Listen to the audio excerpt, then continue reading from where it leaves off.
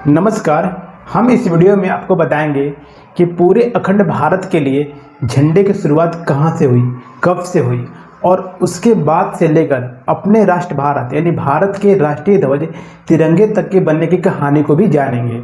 इससे पहले वाले वीडियो में हम बता चुके हैं कि झंडे का चलन कैसे शुरू हुआ, मतलब झंडे की शुरुआत कब से हुई, और उसका लिंक मैं डिस्क्रिप्शन में दे दिया हूँ, चाहे तो आप उसको देख सकते हैं। तो चलिए शुरू करते हैं। तो सबसे पहले हम देखते हैं कि भारत प्रथम स्वतंत्रता संग्राम यानी 1857 से पूर्व भारत एक अखंड भारत होते हुए भी भारत में विभिन्न छोटे छोटे राजवंशों का शासन था और इन हर छोटे छोटे राजवंशों के अपने अलग अलग झंडे थे।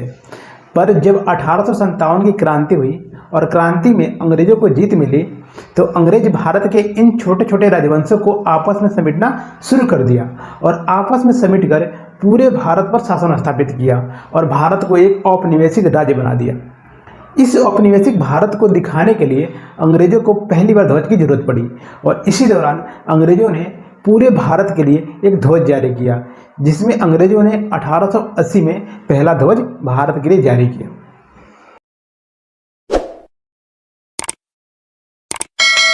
तो 1880 में अंग्रेजों द्वारा जारी किया गया ये झंडा, जिसके लेफ्ट कॉर्नर में यूनियन जैक जो ब्रिटेन साम्राज्य को, राइट में एक स्टार जो भारत तथा पूरी होल एरिया ब्रिटेन साम्राज्य को दिखा रही है।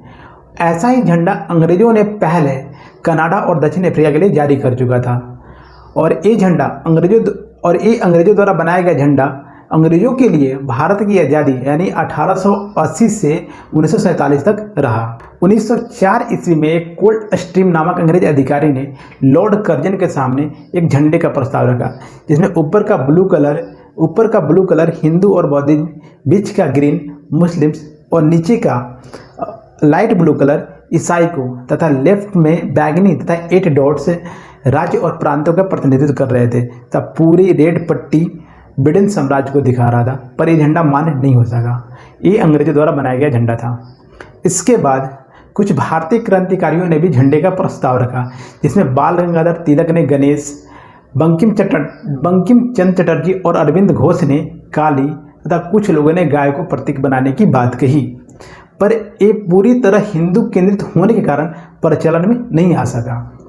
उसके बाद 1906 ईस्वी में जब 1906 में बंगाल विभाजन हुआ तो लोगों में काफ़ी आक्रोश था और आक्रोशित लोगों को एक बंग भंग आंदोलन के माध्यम से एक झंडे के नीचे लाने के लिए भारतीय क्रांतिकारियों ने एक झंडा जारी किया, जिसका नाम रखा वंदे मातरम झंडा, जिसके ऊपर के हरे रंग की पट्टी में 8 कमल, बीच के पीले रंग में वंदे मातरम लिखा हुआ तथा नीचे की लाल रंग की पट्टी में एक सूर्य तथा एक अर्धचंद्रमा को दिखाया। इस झंडे को कांग्रेस के राष्ट्रीय सत्र में इस्तेमाल किया गया, पर यह भी लोगों के बीच ज़्यादा उत्साह पैदा नहीं कर सका तथा इसी झंडे को मैडम मिकाजी कामा ने स्टुटगार्ट के द्वितीय अंतर्राष्ट्रीय कांग्रेस सम्मेलन में भी उपयोग किया था। उसके बाद 1906 में ही स्वामी विवेकानंद तथा उनके शिष्य निवेदिता ने भी एक ध्वज जारी किया, जिसके बीच में ब्रज तथा किनारों पर 108 दीपक तथा लाल रंग की पट्टी में वंदे मातरम लिखा हुआ, पर यह भी लोगों के बीच ज़्यादा उत्साह पैदा नहीं कर सका। उसके बाद 1916 में एनी बेसेंट और बाल गंगाधर तिलक ने होम रूल लीग के लिए एक झंडा जारी किया, जिसके लेफ्ट कॉर्नर में यूनियन जैक, राइट में एक स्टार था अर्धचंद्रमा तथा 5 लाल और 4 हरे रंग की पट्टी में तिरछे 7 सितारे को दिखाया, पर यह भी क्रांतिकारिता जगाने में ज़्यादा असरदार नहीं रहा। अच्छा, अब प्रथम वर्ल्ड वार जो 1914 से 1918 तक चला समाप्त हो चुका था और संधि के तहत 1920 में राष्ट्रसंघ की स्थापना हुआ। राष्ट्रसंघ में भारत के प्रतिनिधित्व को दिखाने के लिए भारतीय क्रांतिकारियों को एक पूरे अखंड भारत के लिए ध्वज की जरूरत पड़ी और तब तक अपने राष्ट्रपिता गांधी बाबा यानी महात्मा गांधी का आगमन हो चुका था और गांधी जी ने भारत को दिखाने के लिए पिंगली वेंकैया को एक झंडे डिजाइन करने को बोला, जिसमें लाल और हरे रंग की पट्टी में एक चरखा, जिसमें लाल रंग हिंदुओं को और हरा रंग मुस्लिमों को तथा चरखे का विचार लाला हंसराज का था। पिंगली वेंकैया झंडे को डिजाइन करने के लिए विश्व के 50 से अधिक देशों के झंडों का अध्ययन किया, जिसमें उसे काफ़ी समय लग गया। और गांधी जी चाहते थे कि इसे 1921 के कांग्रेस अधिवेशन में पेश किया जाए, पर काफ़ी देरी की वजह से इसे 1921 के अधिवेशन में पेश नहीं किया जा सका। फिर गांधी जी ने अपना विचार बदला और कहा कि देरी लाजिमी रही। क्यों?